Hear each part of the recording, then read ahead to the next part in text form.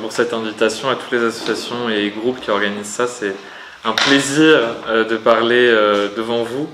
J'ai pas beaucoup de chance, non pas parce que je passe en premier, mais parce que je suis entre un économiste et une juriste, ce qui est toujours le plus dur à faire quand on est politiste.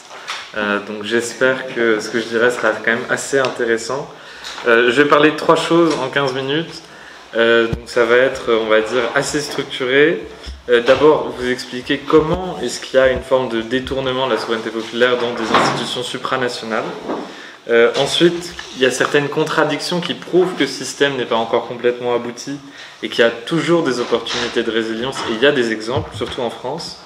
Et enfin, on va dire, pour avoir un petit peu d'espoir, quelques perspectives de réforme qui peuvent être entamées, ou même d'action plus largement. Je sais que ce sera le cœur de la deuxième table ronde, mais je vais me permettre quand même de lancer quelques pistes de réflexion. Donc voilà. Au niveau finalement du détournement, d'abord il y a réellement une dilution de la souveraineté nationale dans un cadre supranational, et notamment au niveau de l'Union européenne, de par la structure de l'Union européenne.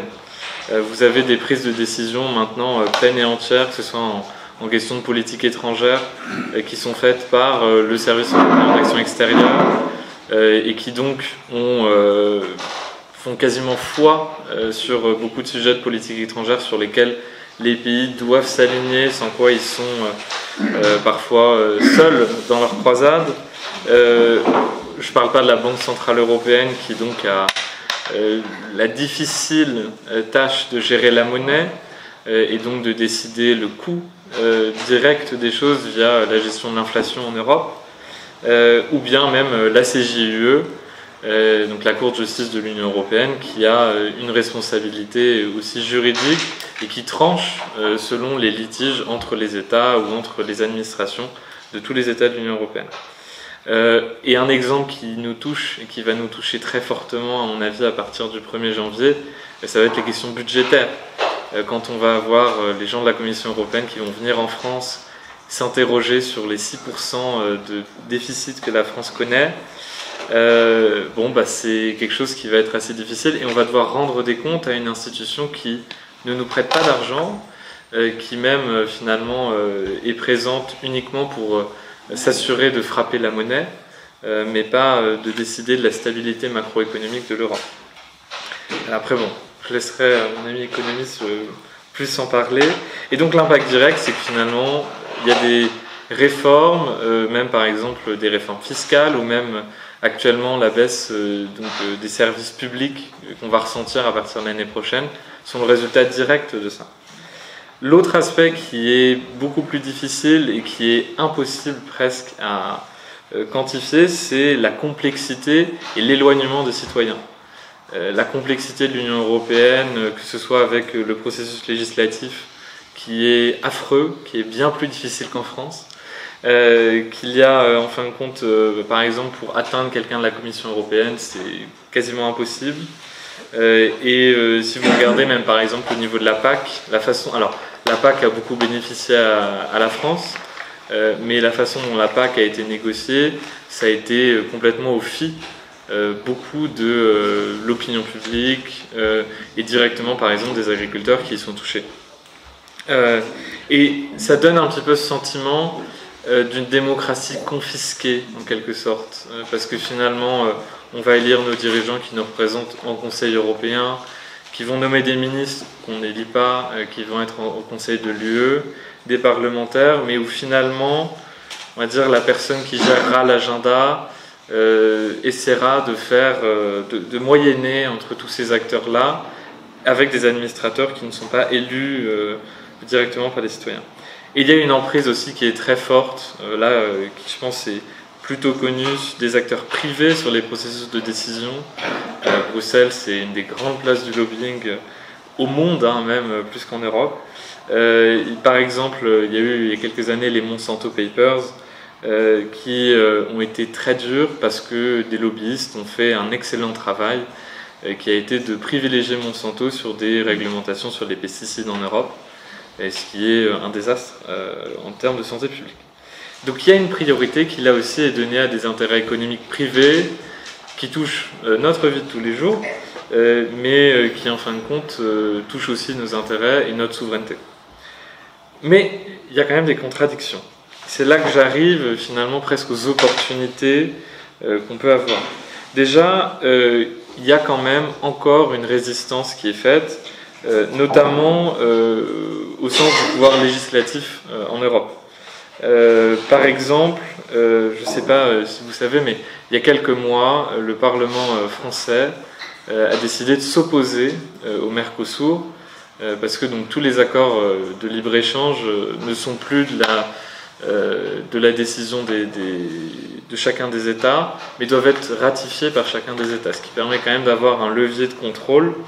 Alors, on en avait parlé, je me souviens avec André, pas sûr que finalement cette non-ratification change grand-chose à terme, parce qu'on trouvera évidemment une pirouette pour faire que cet accord passe, mais si vous regardez par exemple sur le CETA, donc qui est l'accord de libre-échange entre la France et le Canada, le Sénat s'y est opposé en mars dernier, et justement le CETA est mis en pause en quelque sorte, et il y a un certain nombre maintenant de marchandises à partir du 1er janvier prochain qui seront plus considérées comme étant dans le CETA.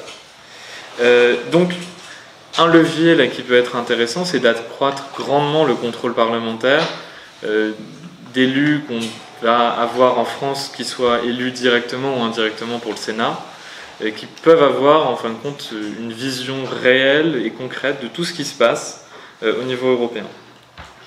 Il y a aussi un autre aspect, on va dire, qui va être assez intéressant, c'est au niveau de la flexibilité de certains traités européens. Je pense par exemple au pacte vert européen, sur lequel la France profite beaucoup, au détriment d'autres États qui payent énormément pour ce pacte vert et qui nous permet en fin de compte d'investir directement sur la transition écologique majoritairement. Bon, ça encourage en fin de compte à avoir une coopération plus directe entre les États, et c'est pas ce que j'appelle du fédéralisme, justement, c'est beaucoup plus une action de coopération entre les États qui est utile. Et la dernière chose, et c'est ce qui va m'amener en fin de compte vers les enjeux de réforme et les leviers, un levier qui est assez mal connu en Europe et qui pourtant est utile, c'est ce qu'on appelle l'ICE. C'est donc l'initiative citoyenne européenne. C'est un dispositif qui a une quinzaine d'années, qui a été utilisé pour la première fois en 2013 avec Right to Water, qui était en fin de compte un collectif qui voulait revoir la façon dont l'Union européenne voulait légiférer sur l'eau. Ils ont eu près d'1 million de signatures sur cet ICE et ils ont fait plier la Commission européenne. Et en fin de compte, c'est un outil démocratique utile qui permet, on va dire, de se faire entendre, mais qui a un souci, c'est qu'avec la population de l'Union européenne, qui est près de 350 millions de personnes, pour se faire entendre, même signer 50 000 signatures sur un ICE, c'est parfois très difficile. Et ça peut être intéressant justement de le repenser et d'encourager en fin de compte une culture politique où chacun a une connaissance de ces dispositifs et peut les utiliser. Et donc je vais arriver sur ces idées de réforme. Déjà, ça peut être intéressant de réformer la façon dont on légifère en Europe pour représenter davantage les peuples. Il y a un pays voisin de la France qui a le bonheur depuis très longtemps de ne pas être dans l'Union européenne, qui est la Suisse. Et la Suisse, tous les samedis, je crois, il y a un vote, quasiment. Alors, ça veut dire qu'il faut quand même utiliser sa carte d'électeur constamment, mais je trouve que c'est une très bonne chose. On vote sur tout. Alors, évidemment, il y a beaucoup plus de participation sur les impôts, mais par exemple, quand on veut créer des éoliennes, quand on veut créer X ou Y choses, à partir du moment où il y a le budget qui est engagé, ou qu'il y a des enjeux de souveraineté directe, ou d'intérêt personnel, le peuple a la chance de voter. Et je trouve que ça ne devrait pas être une chance, ça doit être un droit, personnellement. Bien devoir, on pourra en parler aussi. Ensuite, ce qu'il faudrait faire aussi, et ça revient à la question d'éloignement dont j'ai parlé au début, c'est avoir de l'accessibilité, de la transparence réelle de ce qui se passe dans les institutions. Et je pense surtout au bunker qu'est la Commission européenne. J'ai la chance de m'y rendre assez souvent, de rencontrer des administrateurs qui finalement sont très peu au fait de la vie réelle des gens dans chacun des pays de l'Union. et qui en fin de compte viennent très souvent de milieux très privilégiés. Ils ont la chance en fin de compte de ne pas avoir pu comprendre ce qu'était la politique agricole commune ou quoi, et qui vivent en fin de compte avec des œillères. Et un très bel exemple pour rendre davantage de transparence, ça s'est passé il y a maintenant plus de 5 ans, ça a été le protocole de Windsor entre le Royaume-Uni et l'Union européenne lors de la négociation du Brexit. On ne voulait pas mettre une frontière physique entre l'Irlande du Nord, qui est britannique, et la République d'Irlande, qui est un État indépendant et qui fait partie de l'Union européenne. Et donc il y a eu une très grosse pression des unionistes irlandais, que ce soit d'Irlande du Nord ou de République d'Irlande, et qui sont arrivés au protocole de Windsor, qui permet en fin de compte de ne pas avoir de frontières physiques directes pour ne pas couper en deux le peuple irlandais. Et ça a été quelque chose, une très grosse défaite évidemment, à la fois pour l'Union européenne et pour le gouvernement britannique. Et alors, c'est là que j'aimerais un petit peu donner de la matière à réfléchir.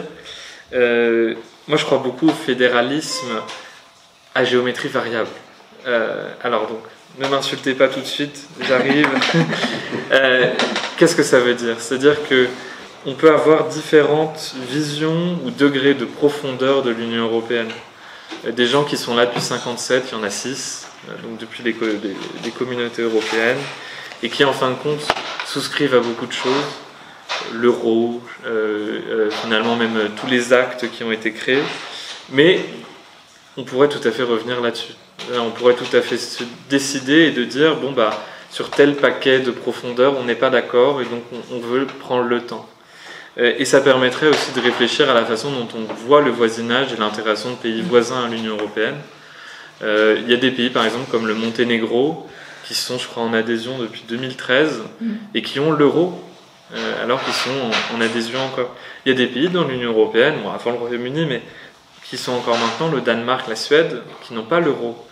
Et l'euro, c'est un des grands exemples, on va dire, de la façon dont on peut imaginer la profondeur d'intégration de l'Union européenne. Et ce qui serait en fait le plus utile pour arriver à ça, c'est avoir un débat sur ce que signifie la profondeur d'intégration. Je n'ai pas encore trouvé un terme bien savant pour faire que chacun des peuples retrouve sa souveraineté, et soit que ça se fasse progressivement en s'assurant qu'il y a des garanties de respect de la souveraineté, notamment par le contrôle parlementaire dont j'ai parlé, ou bien justement qu'il y ait une Europe à 15 vitesses différentes, mais que malgré tout on ne perde pas les avantages qui sont réels du marché commun. Voilà, donc j'espère que je n'ai pas été trop long, je crois que j'étais pile à temps. Merci.